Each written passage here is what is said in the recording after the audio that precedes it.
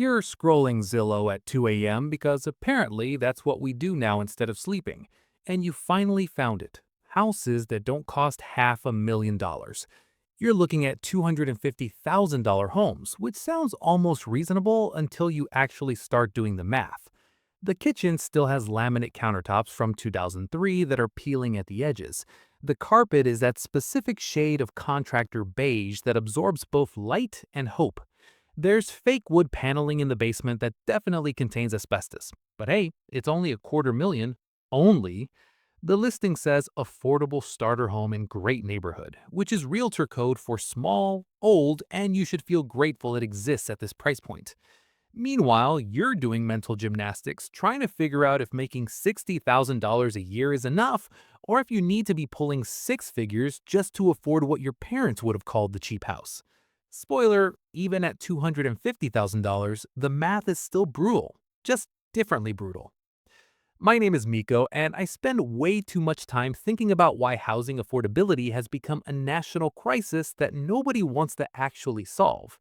If you're someone who keeps hearing that $250,000 homes are affordable, but the numbers still don't seem to work no matter how many times you run them, make sure to hit that subscribe button and give this video a thumbs up if this helps you out.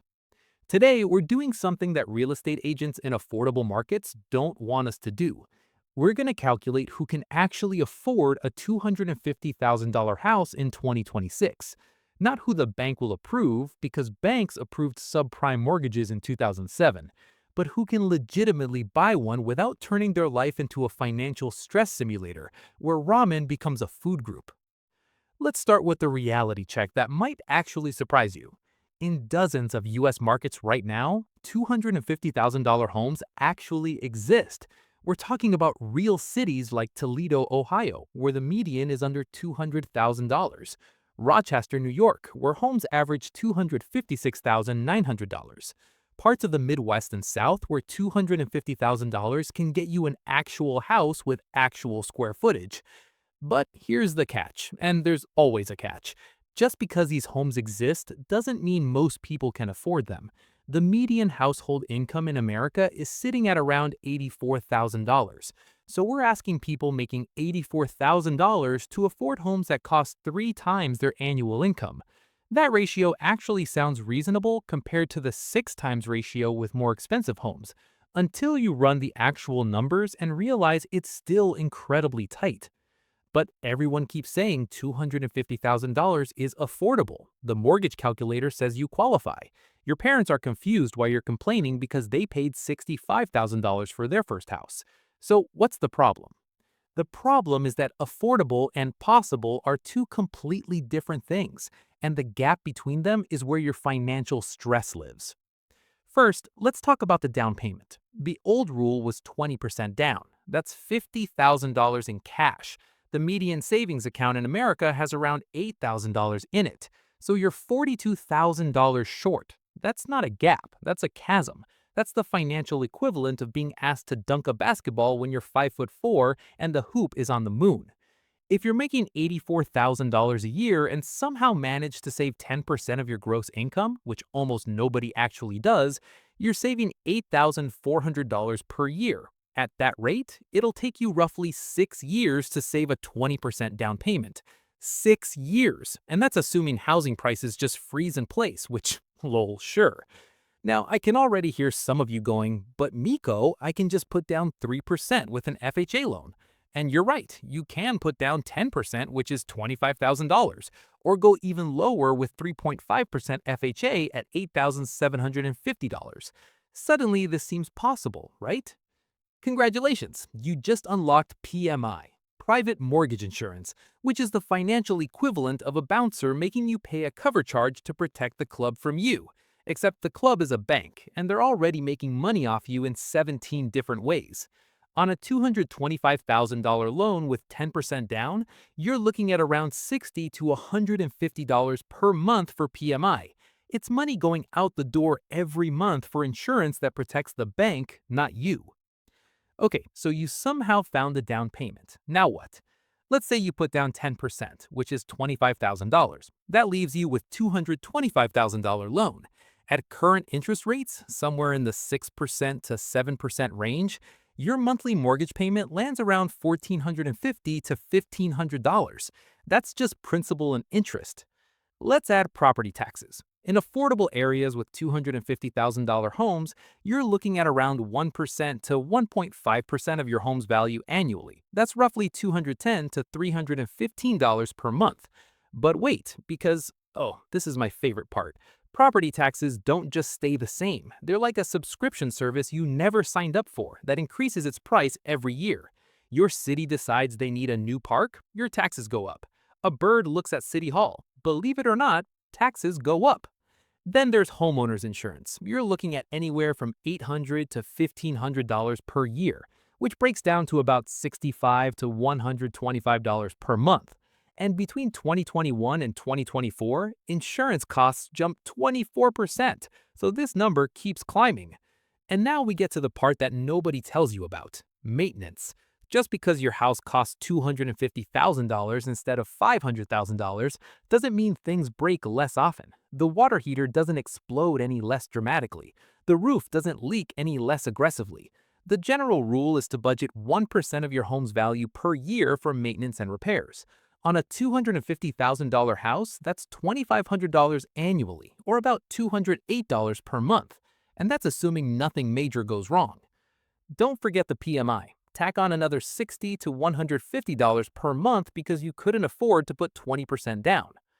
Okay, deep breath. We're about to add this up. Mortgage payment, $1,450. Property taxes, $260.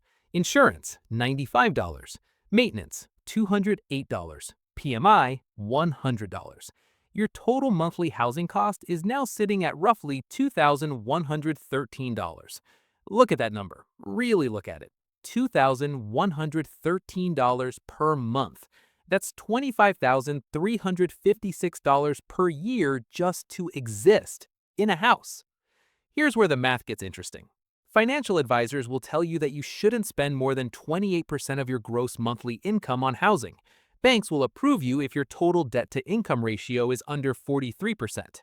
Let's reverse engineer this. If you're spending $2,113 per month on housing, and that represents 28% of your income, you need to be making roughly $90,500 per year.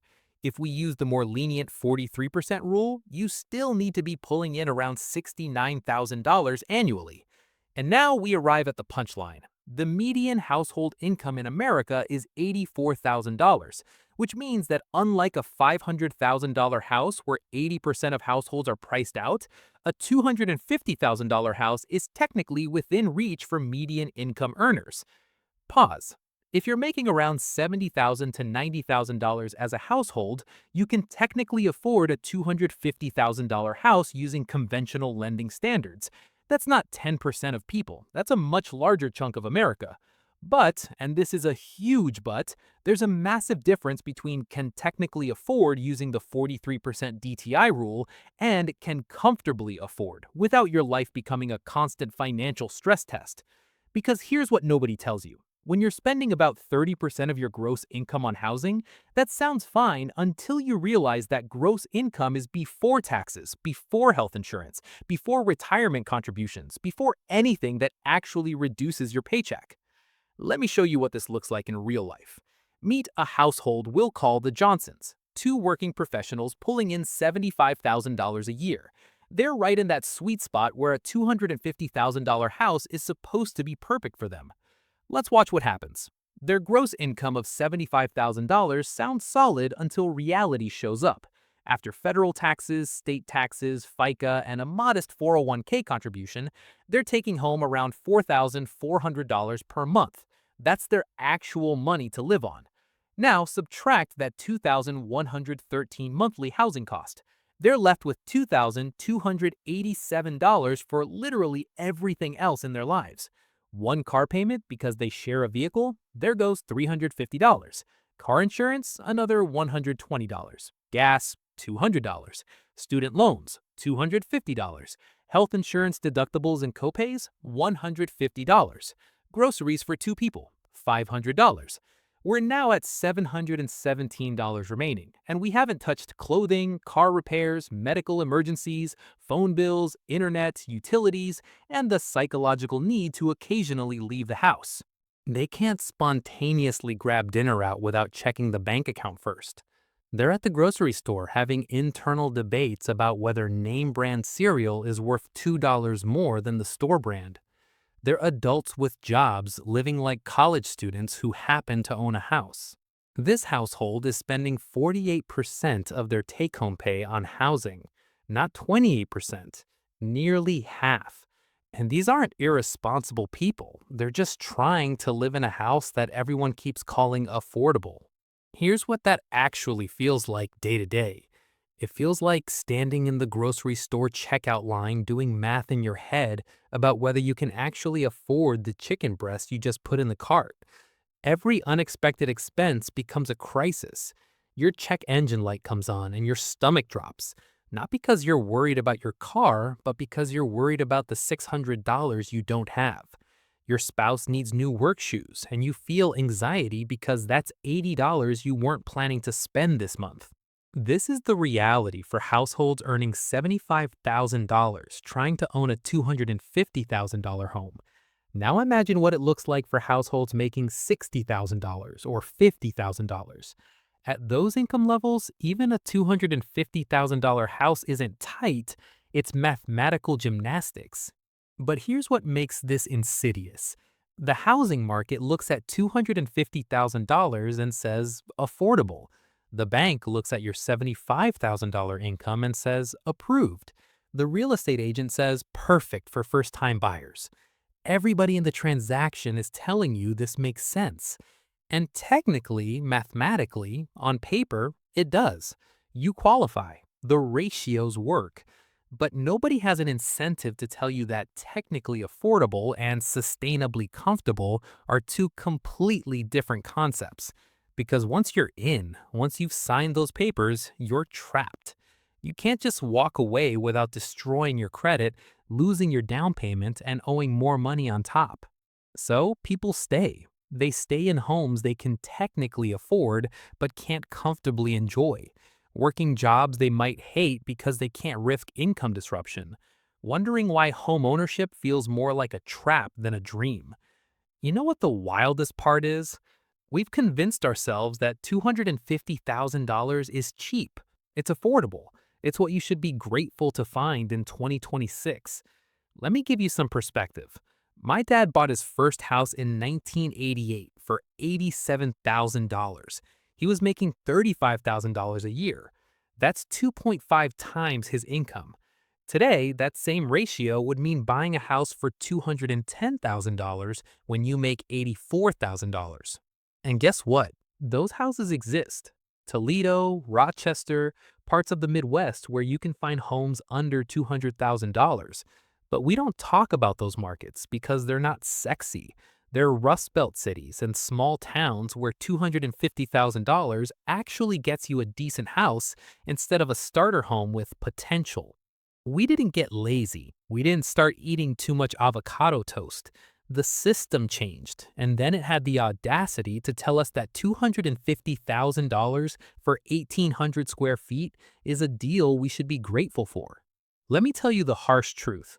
For probably 40 to 50% of American households, even a $250,000 home is not comfortably affordable, not sustainably, not without accepting a level of financial tightness that means every unexpected expense feels like a crisis. This isn't about personal failure. This is about a housing market where even the affordable options require significant income and perfect financial execution. Home prices have increased roughly 400% since 1990. Median household income up about 180% in the same period. The math doesn't work. It never worked. It's not going to suddenly start working because you found a house for only $250,000. We keep telling people that home ownership is essential for building wealth, but we ignore the part where you have to survive the mortgage first. We keep perpetuating the myth that if you just budget better and work harder, you can make it happen. But you can't budget your way out of a structural affordability crisis. That's like trying to bail out the Titanic with a coffee mug. Sure, you're doing something, but the ship is still sinking. So, what can you actually do? Understand the actual numbers. Run your real numbers. Factor in all the costs we talked about. Be honest about your income stability.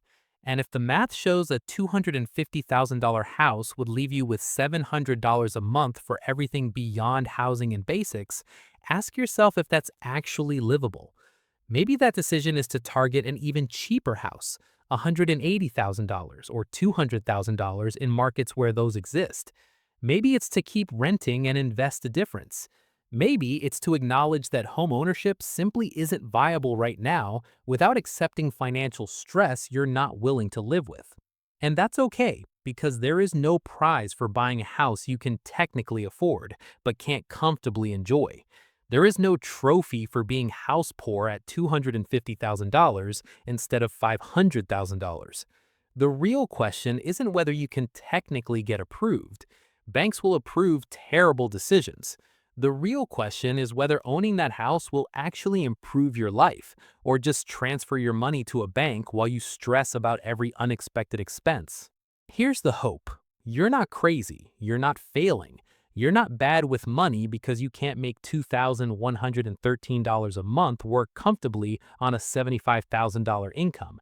You're not failing at adulthood because you refuse to financially stress yourself just to say you're a homeowner. You're just trying to play a game that's been rigged against you. And the first step to fixing a rigged game is seeing that it's rigged. The solution isn't life hacks or side hustles or cutting out your daily coffee. The solution is systemic change. But until that happens, the best thing you can do is refuse to participate in your own financial destruction. There is no shame in saying this doesn't make sense for me right now, even at $250,000. The real win is making decisions based on reality rather than social pressure, on math rather than emotion, on your actual financial situation rather than what you wish it could be. That's how you avoid becoming another person who bought an affordable house and discovered that affordable and comfortable are two very different things. If this video helped you see the real numbers behind housing affordability, hit that like button and subscribe for more content that breaks down the financial realities nobody wants to talk about. And drop a comment below. What's the housing market like where you live? Are $250,000 houses actually affordable, or are we all just pretending? I'll see you in the next one.